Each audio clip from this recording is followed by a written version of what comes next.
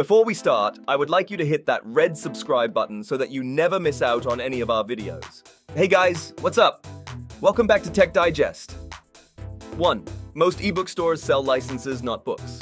Amazon's Kindle is by far the most popular e-reader, and Amazon's digital storefront is the largest ebook retailer. But Amazon doesn't actually sell books. Rather, the company sells licenses to read a digital version of a book on an approved device or within an approved app. The company can revoke this license, meaning it can delete a book from your device without your consent. Amazon has made the news for this in the past, including in the New York Times. Amazon isn't alone in this regard. Barnes & Noble, Kobo, Apple and Google all follow the same model. Unless a retailer explicitly sells DRM-free ebooks, you're merely buying a license instead. 2. Your books can't serve as decoration. Your books serve as decoration, giving particular rooms a certain character. A home office with a lamp and a wall of books feels like a cozy library. With no books, that same room may just feel like a room with a desk. Digital books may form a pretty grid on your screen, but no one usually sees that but you. And if you're reading on your phone, a grid of ebooks isn't all that different from a grid of apps, a grid of TV shows, a grid of games, or a grid of podcasts. 3. Digital books aren't as easy to share. If you live with other people, the books on your bookshelf are not for your eyes only. Your partner or your kids have easy access to the same books. With ebooks, your license may not allow you to share a book with others. And if it does, the feature usually comes with limitations, and it almost certainly requires that the other person creates an account, as is the case when sharing Kindle books with family members. Family members aren't the only ones who may want to see your books. Roommates or friends may ask to borrow from your collection, and you may borrow from theirs in return.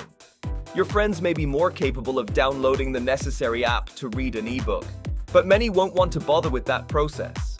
Besides, unless you both take part in one of the social networks for book lovers, you probably have no idea which ebooks your friends even own.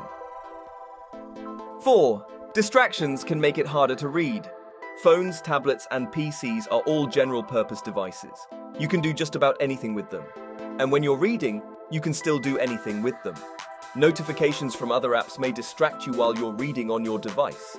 Even if you're using a dedicated e-ink e-reader, it can still be hard to submerge yourself in a book when you can switch to any other book in your library at a whim.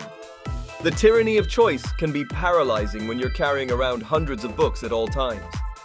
5. You, likely, can't support your local bookstore. Many of us who are passionate readers have a place we purchase books from that we're also passionate about. Those of us who live within range of a locally owned bookstore often find that they offer a charm that big box stores and online storefronts can't hope to replicate. But in most cases, you can't support your local bookstore when you purchase an ebook. Depending on where you live, it may be easier to check out ebooks from your local library. But there's nothing like physical foot traffic that emphasizes how vital a library is to its community. 6. You help big tech get bigger. We don't just say goodbye to the little guys. When we go digital, we typically start buying all of our books from a single corporate giant, be that Amazon or Google. The company that already has invasive insights into so many aspects of your life gets to learn even more about you. They get to use that information to further expand their reach.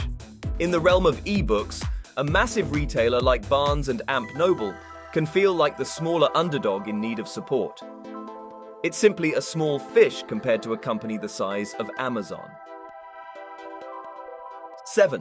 Online stores lack the magic of a physical place.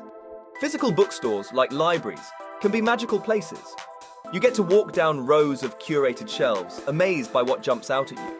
And if you see something you like, or you're at least curious about, you can start reading it then and there.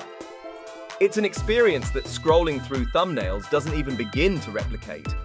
Are there advantages to shopping digitally? Sure. There's nothing quite like instant gratitude, but there's a lot that's lost in the process. This brings us to the end of our video. I hope you enjoyed it. Hit like if you did, and don't forget to subscribe to our channel so that you don't miss any of our videos in the future. Also, watch the 2 videos that are on your screen because I'm sure you'll love them.